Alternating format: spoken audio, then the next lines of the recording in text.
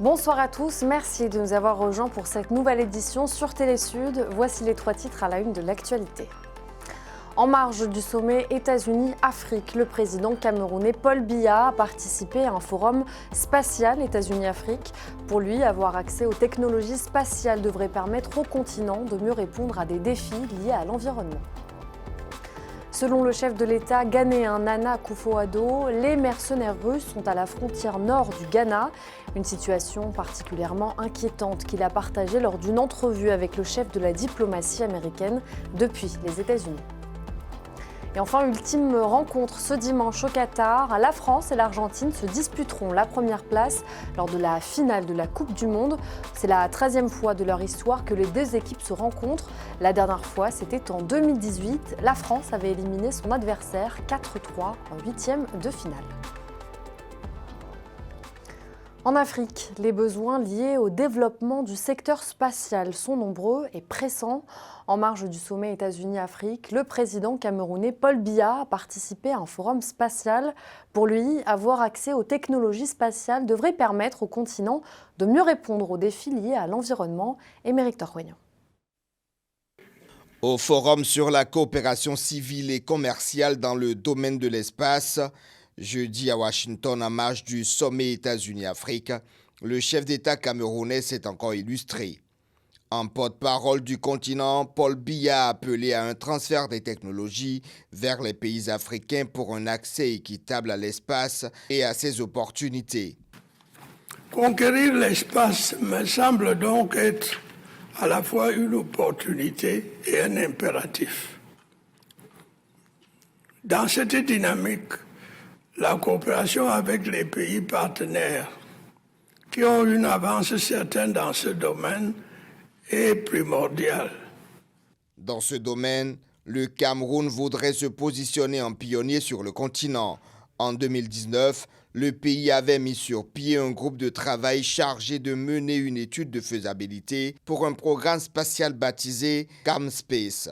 Le chef de l'État ne cache pas son intérêt pour une probable collaboration avec les États-Unis. Pour Paul Biya, il est temps que le continent lance un satellite dans l'espace pour contribuer à trouver des solutions aux différentes crises qui secouent le monde.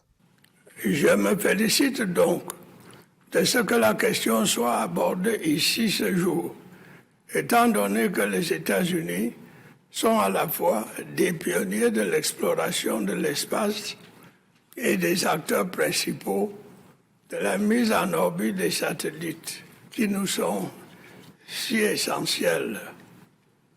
Côté États-Unis, l'on se dit prêt à nouer des accords avec le continent pour l'utilisation de l'espace à des fins civiles et commerciales. Mais pour le moment, seulement 2 pays africains ont signé les accords Artemis portés par les États-Unis. Ces accords permettront de mettre en place un cadre juridique pour éviter le pillage des minerais lunaires en créant un guide de bonne conduite. Après le Rwanda et le Nigeria, le Cameroun pourrait bientôt lui aussi signer ces accords.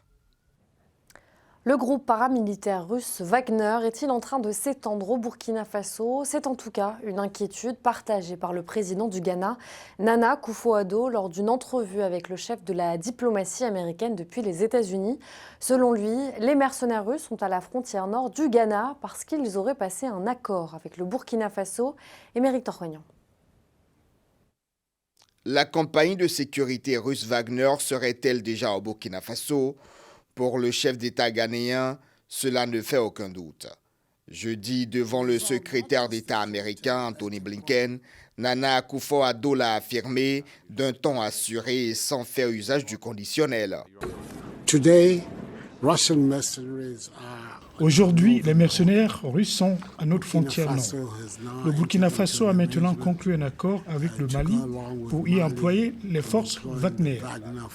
Je crois qu'une mine du sud du Burkina Faso leur a été attribuée en guise de paiement pour service. Le Premier ministre du Burkina Faso est à Moscou depuis 10 jours.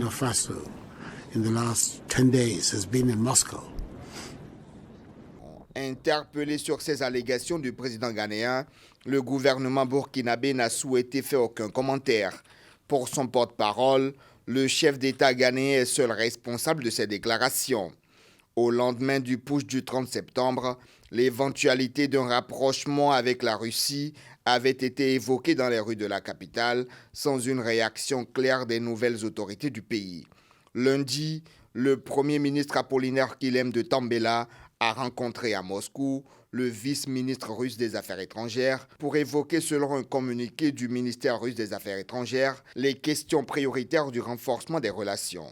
Après sa prise de fonction, le Premier ministre Kilem de Tambela avait affirmé qu'il n'excluait pas de réexaminer les rapports de son pays avec la Russie. Nous essaierons autant que possible de diversifier nos relations de partenariat jusqu'à trouver la bonne formule pour les intérêts du Burkina Faso. Mais il ne sera pas question de nous laisser dominer par un partenaire, quel qu'il soit. Serait-on en train d'assister à la répétition du scénario malien au Burkina Faso? Difficile de répondre pour le moment. Ce vendredi matin, les autorités burkinabées, après les déclarations de Nana Akufo-Addo à Washington jeudi, ont convoqué l'ambassadeur ghanéen à Ouagadougou pour une audience urgente et rappelé par la même occasion leur ambassadeur à Accra. Et suite à cet entretien, la tension est montée d'un cran entre Ouagadougou et Accra. L'ambassadeur ghanéen a été convoqué d'urgence par le gouvernement burkinabé.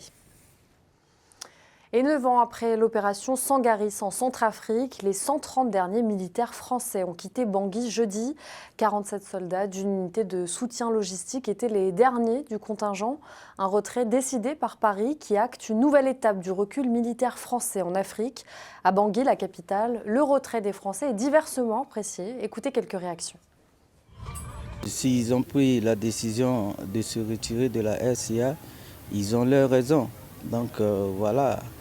Il implique maintenant aux autorités centrafricaines de prendre toutes les dispositions nécessaires, d'assumer la protection de toute la population de Bangui que celle des provinces. Donc il n'y a pas trop de commentaires à faire. C'est un grand danger, un très très grand danger pour la population, c'est-à-dire sur le plan économique, plan politique, plan culturel et social. C'est un très très grand danger, c'est ce que je peux affirmer. Comme disaient les contemporains, il faut savoir quitter la chose avant que la chose soit vous quitte. Donc il faut qu'on va doucement, doucement. C'est ce que je peux dire sur le départ des colonies françaises sur le territoire centrafricain. Et dans un contexte de recrudescence des attaques armées dans l'est de la République démocratique du Congo, le chef de la diplomatie américaine, Anthony Blinken, a appelé jeudi le Rwanda à user de son influence sur le mouvement rebelle du M23. Il dit soutenir pleinement l'accord de Luanda pour parvenir à une situation apaisée dans la région. Je rappelle que le gouvernement congolais de Félix Tshisekedi accuse en effet le Rwanda de Paul Kagame de soutenir le groupe rebelle. Nouveauté en Afrique centrale. Depuis jeudi 15 décembre, les habitants des 6 pays de la zone CEMAC ont pu découvrir de nouveaux billets dans leurs banques. Ces nouvelles coupures permettront de lutter contre la contrefaçon. Lorraine Mabou. Voici les nouvelles gammes de billets mises en circulation jeudi au Cameroun, en Centrafrique, au Congo, au Gabon, en Guinée équatoriale et au Tchad. Plus compacts, modernes et mieux sécurisés, ces nouveaux billets remplaceront progressivement ceux qui étaient édités depuis 1992. Ces billets-ci ont des éléments de sécurité que vous ne trouverez pas dans les anciennes coupures. Déjà, c'est les mêmes dénominations, de 500 à 10 000. Et donc, nous avons des éléments de sécurité qui sont incorporés dans la matière, dans la masse du billet. Et nous avons aussi des éléments, justement, le substrat, c'est-à-dire la matière même avec laquelle les billets sont fabriqués est beaucoup plus résistant, surtout pour les billets qui concernent les petites dénominations de 500 et 1000. À travers la fabrication d'une monnaie plus sécurisée, la Banque des États de l'Afrique centrale veut limiter la circulation des faux billets dans la zone CEMAC et améliorer leur aspect visuel, le plus souvent usé. Elle nous offre plus de garanties de sécurité. D'après les experts, ils ont dit que ce sont des billets qui sont difficilement falsifiables parce que vous savez qu'il y a un phénomène de falsification de billets, donc il y a une garantie de sécurité. mais il y a également une garantie de longévité. Avec l'ancienne gamme qui est la gamme 2002, l'usage répété faisait que le billet s'usait rapidement et il n'était plus très beau à voir. Avec la nouvelle gamme, il y a cette garantie de durabilité. Les nouveaux billets de 500, 1000, 2000, 5000 et 10 000 francs CFA incluent des inscriptions dans les 4 langues officielles de la sous-région. Chaque billet porte également une thématique précise et ciblée. Là, c'est un aspect important, les thématiques sur les différentes coupures, 1000 francs, 2000, 5000, 10 000. Il y a une thématique qui est bien ciblée dans les nouvelles coupures, qui ont trait, entre autres, à l'éducation, à l'agriculture, à l'élevage, justement. Donc, en tout cas, nous avons là de nouvelles coupures de billets dans le marché. Je pense qu'il est encore trop tôt d'avoir une analyse complète de ce qu'on peut entendre par sécurité. Nous aurons bien sûr le temps d'observer effectivement le comportement de ces nouvelles coupures de billets de la BEAC dans le marché. Les billets édités en 1992 ne seront plus utilisables dans les transactions à partir du 1er mars 2023. Ces devises pourront tout de même être échangées pendant 3 mois entre le 1er mars et le 31 mai 2023 au guichet des banques commerciales et au guichet de la BEAC. Les coupures de la gamme de 2002 continueront de circuler conjointement avec les nouveaux billets. Elles seront acceptées sans distinction dans toutes les transactions. Au Cameroun, les réformes des finances publiques sont passées au peigne fin au cours de la 12e session du comité de pilotage de la plateforme de dialogue sur les finances publiques. Il était question pour les différents acteurs de faire une revue annuelle du plan global 2022-2023. Le compte-rendu de Gaël Jacam. C'est un plan global qui renvoie à une stratégie de réforme mettant en place autour d'un même pilotage toutes les réformes liées aux finances publiques passées au peigne fin cet après-midi par les acteurs de finances publiques. Un plan global partant de la mobilisation des recettes jusqu'au paiement et à l'appui des partenaires, en passant par la préparation, l'exécution et le contrôle du budget. Ici, la réforme la plus mise en exergue est celle de la nomenclature budgétaire. La réforme de la nomenclature budgétaire aux côtés des réformes mères, en fait, ou des textes mères qui sont le régime financier de l'État, doit accompagner l'élaboration et l'exécution du budget suivant une certaine classification et qui est partagée dans la sous-région parce qu'il faut le dire, cette réforme-là s'inspire des directives CEMAC. Pas qu'elle s'inspire même, elle est la mise en œuvre des directives CEMAC. Une revue annuelle pour la période 2022-2023 qui, selon les partenaires techniques et financiers, connaît une avancée significative. On vient de nous présenter effectivement le programme de déroulement et de mise en œuvre du compte unique du Trésor qui va commencer là, début de l'année prochaine. Donc c'est une réforme quand même excessivement importante que le partenaire technique et financier appuie tous avec très beaucoup d'intérêt. Les acteurs de la finance publique réunis autour du ministre délégué au ministère des Finances, Yaoba Abdoulaye, représentant personnel du ministre des Finances, Lup Motaze, par ailleurs président du dit comité de pilotage, décrit tout de même le problème des textes qui tardent toujours à être adoptés, d'où le retard observé au niveau du plan global, initialement prévu pour une durée de 3 ans. Depuis 2018, nous avons un plan global et nous le suivons. Ce plan global était initialement un plan de 3 ans qui devait s'achever en 2021. Mais compte tenu des différentes contraintes, dont la plus grande est la crise du Covid-19 qui n'a pas permis que l'on mette en œuvre les réformes comme on l'aurait souhaité. Nous avons demandé au président du comité, qui est Monsieur le ministre des Finances, de le proroger afin que nous puissions avoir véritablement le temps de mettre en œuvre efficacement les réformes. Des manquements qui appellent cependant à de nouveaux défis. L'année budgétaire 2023 s'annonce alors pleine de surprises, mais aussi de rendez-vous placés sous le signe de la réussite. Une forte délégation de l'École internationale des forces de sécurité basée à Yaoundé au Cameroun, composée d'une trentaine de personnes, a rendu ce jeudi 15 décembre une visite de travail dans les locaux de Vision 4 RCA. Une visite qui s'inscrit dans le cadre d'un partenariat. Reportage de notre correspondant Roland Jean-Paul Chibinda. La délégation de l'École internationale des forces de sécurité EFOS, conduite par le général de brigade Bitoté Patrick, directeur de cette école, a été reçue par la directrice régionale de la dite station, Madame Rosa Augustine Goumba. La station de télévision Vision 4 RCA est une entité du groupe L'Anédocte placée sous le leadership éclairé du grand opérateur camerounais Jean-Pierre Amougou Bellinga. Et cette rencontre a des objectifs précis pour ces délégations de l'EFOS. Nous sommes venus ici pour que nos stagiaires puissent toucher du doigt la réalité du fonctionnement quotidien d'une chaîne de télévision. D'autres aspects non moins importants ont également été au centre de cette rencontre. Nous voulions mettre en exergue le rôle d'un média comme Vision 4 RCA dans la communication dans un contexte de fragilité sécuritaire. À l'issue des échanges entre les deux parties, les stagiaires camerounais et togolais ont eu l'insigne honneur de toucher du doigt les réalités de la station à travers une visite guidée de la salle technique, régie et montage et le studio des émissions. Et les réactions ne se sont pas faites attendre. Nous sommes édifiés sur le fonctionnement d'une chaîne de télévision, en effet, et puis nous sommes également édifiés sur les défis et puis sur les méthodes, sur les actions que la télévision 4, la chaîne de télévision Vision 4 mène au quotidien. Un policier, un gendarme, quelqu'un qui est fort de sécurité, il doit être prêt à travailler n'importe où.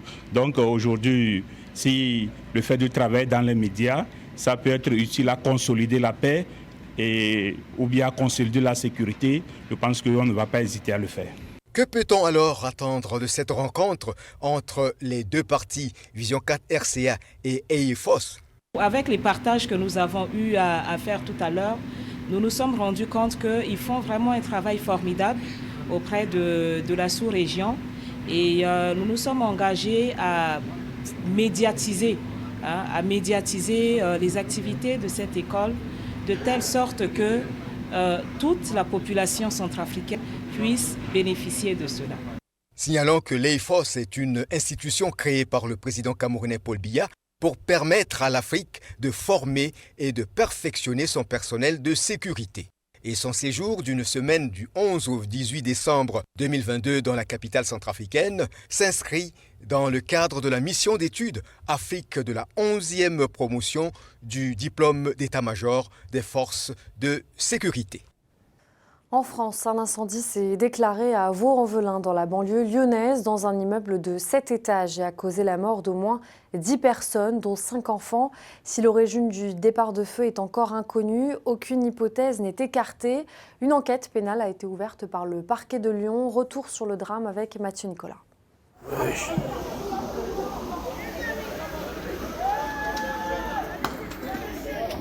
Sur ces images amateurs, d'énormes flammes recouvrent le hall de cet immeuble et empêchent l'accès aux personnes à gauche de sortir. À droite, on peut voir des habitants sauter par la fenêtre. Putain, ils ont sauté, Zébé. Putain, saute pas, saute pas, saute pas. Dans la nuit de jeudi à vendredi, un incendie effroyable a ravagé un immeuble de Vaux-en-Velin près de Lyon. Bilan de la catastrophe, au moins 10 morts, dont 5 enfants et 19 blessés. 4 sont en urgence absolue. Les habitants du quartier sont sous le choc, comme ce jeune homme qui a assisté au drame. En arrivant là, j'ai vu tout ce monde avec tous les pompiers, tous les policiers, donc je me suis garé et je suis parti vers les lieux. Et j'ai entendu des gens crier au secours, aidez-nous. Le feu s'est déclaré aux alentours de 3h du matin dans un immeuble de 7 étages. Les flammes sont parties du rez-de-chaussée pour se propager vers les étages. Le feu, dont l'origine est inconnue, est désormais éteint après le travail de près de 170 pompiers et 65 engins et l'aide de quelques habitants. Et après, il y avait plusieurs personnes qui étaient par terre, qui ont fait des malaises. Il y avait énormément de pompiers, de policiers, ils étaient un peu de partout, ils couraient un peu de partout. J'ai même eu des potes à moi qui habitaient à côté, ils ont essayé de secourir une dame. Elle a sauté son fils pour que les autres ils le réceptionnent. Ils ont réussi, mais après elle a sauté et elle a succombé de ses blessures. C'était une maman, je ne sais pas de quel âge. L'enfant, je sais qu'il a 10 ans, il a réussi à survivre. Et voilà, c'était vraiment dur pour eux, pour tout le monde. Le ministre de l'Intérieur, Gérald Darmanin, qui s'est rendu sur place, a salué l'héroïsme des pompiers et affiché son soutien aux familles des victimes. Monsieur le ministre du Logement et de la Ville, Madame la maire, Monsieur le député, tous les élus du territoire, on a voulu évidemment d'abord soutenir les familles endeuillées, qui ont des personnes blessées ou qui recherchent encore de savoir ce que sont devenues leurs familles dans cet immeuble qui a connu donc vers 3 h du matin un incendie. Une enquête sur les origines de cet incendie a été ouverte.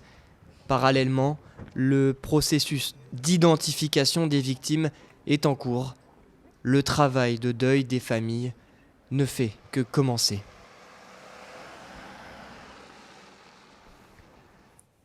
Les élections législatives reportées en Guinée-Bissau au 4 juin, des manifestations en Afrique du Sud pour exiger la démission de Cyril Ramaphosa et le Japon qui s'alarme face à la menace militaire de Pékin. C'est le reste de l'actualité réalisée par Swilas Bailly et Noël Dong. Les élections législatives en Guinée-Bissau prévues le 18 décembre ont été reportées au 4 juin 2023. Cette annonce intervient après une concertation entre les différentes forces politiques et la commission électorale de ce pays lusophone d'Afrique de l'Ouest. Après la dissolution du Parlement par le président Umaro Sissoko Embalo en mai dernier, des législatives anticipées avaient été prévues pour ce dimanche 18 décembre. Néanmoins, en octobre, le ministre de l'administration territoriale avait affirmé que toutes les conditions n'étaient pas réunies pour des législatives crédibles et acceptables par tous les partis politiques et envisageait un report.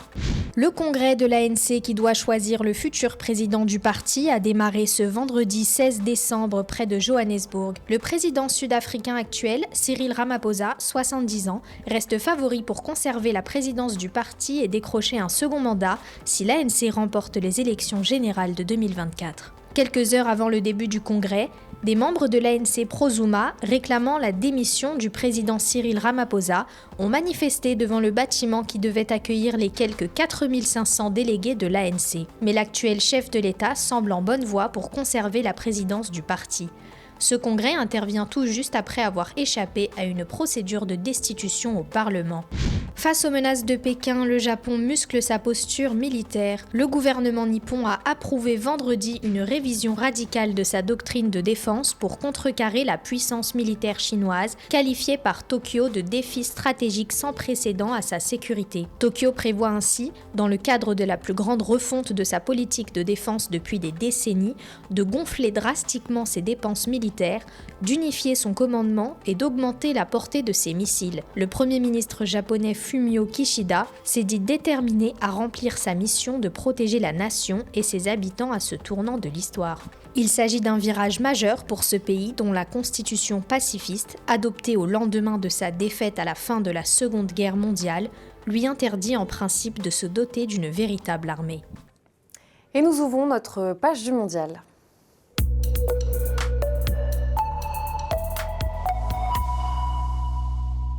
Demain, samedi, les Lions de l'Atlas affronteront donc la Croatie à 16 h pour espérer décrocher la 3e place sur le podium. Une place qui permettrait à l'équipe marocaine de conclure cette campagne du mondial de la plus belle des manières. Et pour cette petite finale, l'équipe du Maroc devra donc se passer de son capitaine et défenseur central, Romain Saïs, blessé à la cuisse lors du match contre la France. Si les Lions de l'Atlas sont prêts à relever le défi face à la Croatie, le sélectionneur Walid Regragui n'a pas encore digéré la demi-finale perdue face à la France. Écoutez. Bon, honnêtement, pour ne pas faire de langue de bois, moi ce match de classement, il m'embête un peu, franchement. C'est toujours très compliqué pour les deux équipes, que ce soit pour la Croatie ou nous. Après une désillusion telle que de perdre une demi-finale, 2 jours après rejouer un match. Allez, je vais être un peu cru. Moi, pour moi, on a la place du con quand on est 3e ou 4e. On a poussé la machine jusqu'au maximum. Et encore aujourd'hui, ils sont tous prêts encore à essayer de jouer jusqu'au bout. Mais là, on ne prendra pas de risque sur certains joueurs, notamment notre capitaine, qui sera out pour la 3e, 4e place. Et dimanche, la France, elle, disputera la grande finale. Les Bleus défendront leur titre en affrontant l'Argentine de Messi. C'est la 13e fois de leur histoire que les deux équipes se rencontrent. La dernière fois, c'était en 2018. La France avait éliminé son adversaire 4-3 en 8e de finale. Et l'affiche de cette finale fait couler beaucoup d'encre et de salive. L'ancien international sénégalais El Hadji Diouf croit que l'équipe de France peut gagner le trophée. Je vous propose de l'écouter. Ce sera un beau match de football, mais Messi n'a rien à montrer à qui que ce soit. Aujourd'hui, Kylian, il est jeune, il a envie de battre des records, il a envie de gagner pourquoi pas 10 fois le ballon d'or. Donc il est très jeune, c'est à lui de dire que je joue mon match, c'est une finale. J'ai d'autres finales à jouer encore, mais cette fois-ci, je dois la gagner pour entrer dans l'histoire. Le plus jeune joueur a gagné 2 fois la Coupe du Monde. Et on finit avec cette surprise de l'ancien joueur Sergio Agüero qui a rendu visite à ses anciens coéquipiers d'Argentine à quelques jours de la finale de la Coupe du Monde au Qatar face à la France. Il y a un an, il a dû se retirer du football en raison d'un problème cardiaque.